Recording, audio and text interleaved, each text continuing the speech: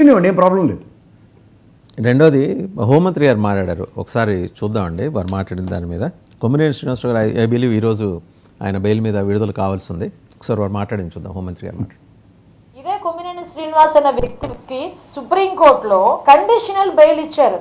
అరే కొమ్మినేని శ్రీనివాస్ నిర్దోషి అని ఎక్కడ సుప్రీంకోర్టులోని జడ్జిమెంట్ ఇవ్వలా, కండిషనల్ బెయిల్ ఇచ్చారు. ఏమని కండిషన్స్ పెట్టారు ఒకసారి బెయిల్ పిటిషన్ కనుక చదువుకుంటే, కనీసం మీకు చదువు వచ్చి చదువుకున్నా లేకపోతే చదువు వచ్చిన వాళ్ళు చదివించుకున్నా అందులో ఒక పదం ఉంది, మీరు ఎటువంటి టీవీ డిబేట్స్ చేయకూడదు, ఇలాంటి పదాలు కూడా ఉపయోగించకూడదు, ఎటువంటి టీవీ డిబేట్స్ కి హోస్ట్ కూడా చేయకూడదు అని చెప్పి కండిషనల్ బెయిల్ లో ఉంది. అంటే అక్కడే సుప్రీంకోర్టు కూడా నిర్ధారించింది మీరు మాట్లాడారు, మీరు మాట్లాడిన తప్పు అని చెప్పి. దాన్ని సమర్థించుకుంటూ జగన్మోహన్ రెడ్డి నేను ఇంత పొడవును ట్వీట్ పెట్టాడు. నాకైతే ఒక రకంగా చెప్పాలంటే ఒక ఆశ్చర్యం అనిపించింది. అరే ఇంతమంది మహిళలు రోడ్డు మీదకి వచ్చి నువ్వు మాట్లాడిన మాటలు తప్పు, నువ్వు క్షమాపణ చెప్పు అని మాట్లాడుతూ ఉంటే, సాక్షి పేపర్ మీద సాక్షి ఛానల్ మీద కూడా దుమ్మెత్తి పోస్తా ఉంటే, కనీసం వాటి గురించి మాట్లాడడం మానేసి ఒక దుర్మార్గుడు 70 సంవత్సరాల కిందకు వచ్చినా కూడా మహిళను ఎలా గౌరవించాలో కూడా తెలియని ఒక నీచుడుకి సుప్రీంకోర్టు ఒక కండిషనల్ బెయిల్ ఇస్తే దాన్ని సమర్థించి చంద్రబాబు నాయుడు గారికి ఇదేదో ఒక రకమైన ఓటమి అని చెప్పి మాట్లాడి ఒక ట్వీట్ పెట్టాడంటే జగన్మోహన్ రెడ్డికి మహిళల పట్ల ఉన్న గౌరవం ఎలాంటిదో మనం రైట్. ప్రసాద్ గారు ఇప్పుడు నాకు 2 అడ్జెక్టివ్స్ ఆడ ఉపయోగించారు హోంమంత్రి. ఒక దుర్మార్గుడు, నీచుడు. 70 ఏళ్ళు కిందకు వచ్చిన, మరి దేని కిందకు వచ్చిందో అది ప్రస్తావన చేయలేదు వారు. వచ్చిన ఒక దుర్మార్గుడు, నీచుడైన కొమ్మినేని శ్రీనివాసరావుకి బెయిల్ కండిషన్స్లో ఏమున్నాయి, అది చదువుకోండి, చదువు రాకపోతే ఎవరైనా చదువుకున్న వాళ్ళ చేత చెప్పించుకోండి. ఆవిడ టీచర్ మొదలు కాబట్టి ఆవిడ జనరల్గా టీచర్స్ ఎలా మాడతారో ఆవిడ అలా మాట తప్పేం లేదు. సరే ఆవిడ చెప్పారు కదా అని చదివితే అందులో 5వ పాయింట్లో, అదే 5వ పాయింట్ ఒక మాట చదవండి.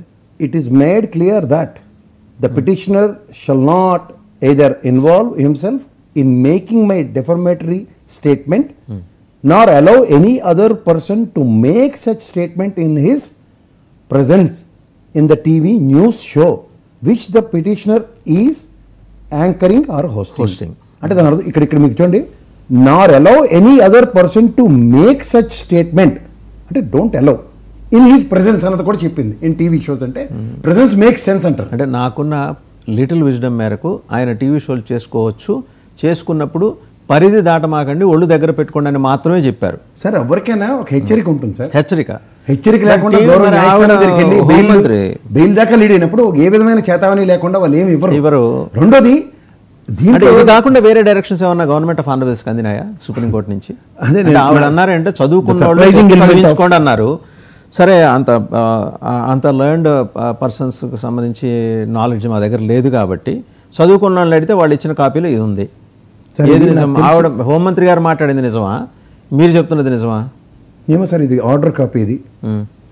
ఇది ఆర్డర్ కాపీలో ఇవాళ ఏదైతే చూపిస్తున్నారో ఈ ఆర్డర్ కాపీని ఒకసారి జూమ్ చేయండి సార్.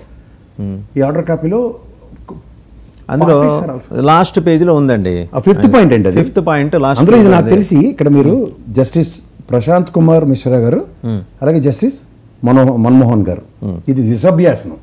ఒకలా అయితే సింగిల్ జడ్జిమెంట్ అంటే మీరు కోర్టు మాస్టర్ కింద సంతకంతో వచ్చింది, కోర్టు రిజిస్టర్ గారితో సంతకం వచ్చింది.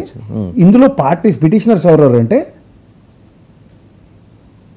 Siddhartha Dave senior advocate, Ponnavolu Sudhakar Reddy senior, Ramesh Alanki advocate, Arun Gupta, Syed Ahmed Naqvi, మన స్క్రీన్ లో చూపిస్తున్నాం అది ప్రసాద్ గారు చూడొచ్చు. అలాగే ఇక్కడ వాళ్ళ సైడ్ నుంచి ఎవరు రెస్పాండెంట్స్ ఎవరు అంటే ముహుల్ రోహిత్కి, అలాగే సిద్ధార్థ్ లోద్రా, ధరు యాదవ్, గుంటూరు ప్రమోద్కి. వీళ్ళ ప్రెజెన్స్ లోనే కదా ఆర్గ్యుమెంట్స్ అయ్యే. వీళ్ళ ఆర్గ్యుమెంట్స్ వాళ్ళు జస్టిఫై చేస్తే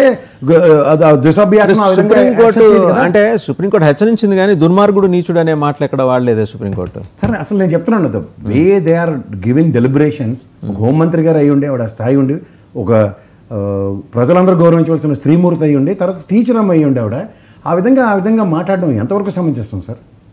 ఇప్పుడు గౌరవ న్యాయస్థానమే అప్రహెన్షన్స్ని ఆ విధంగా కన్సిడర్ చేయలేదు. ఆయన వార్న్ చేసింది, అందులో డౌట్ ఏం లేదు. అయ్యా మీరు not even warn sir, henceforth you need to take care of అని చెప్పి అదే కొన్ని జాగ్రత్తలు తీసుకోండి, మీరు నోరు దాటమాకండి, వచ్చే వాళ్ళ చేత కూడా అట్లా మాట్లాడకుండా అడ్డుపడండి అని చెప్పి. మీరు వచ్చే ముందు సరే కొన్ని కాన్సిక్వెన్సెస్ ఈ విధంగా అట్రిబ్యూట్ ఉన్నాయి, కొంచెం సంయమనం పాటిద్దాం, మన ఇద్దరం డిబేట్ లో మాడుకుని వస్తున్నారు లోపలికి.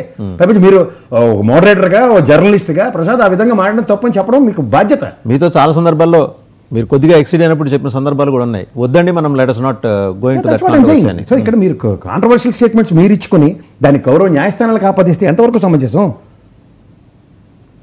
సో అక్కడ చూసాం issue notice returnable in 8 weeks అని, అది లాస్ట్ కంక్లూజన్. 8 వారాలకి వాయిదా వేశారు. 8 వారాలు కండిషనల్ బెయిల్ అన్నది అండ్ కాన్సెప్ట్. ఫైనల్గా మళ్ళీ బిఫోర్ కంక్లూడింగ్ 2 సార్లు వాయిదా పడింది టాలీవుడ్ ప్రముఖ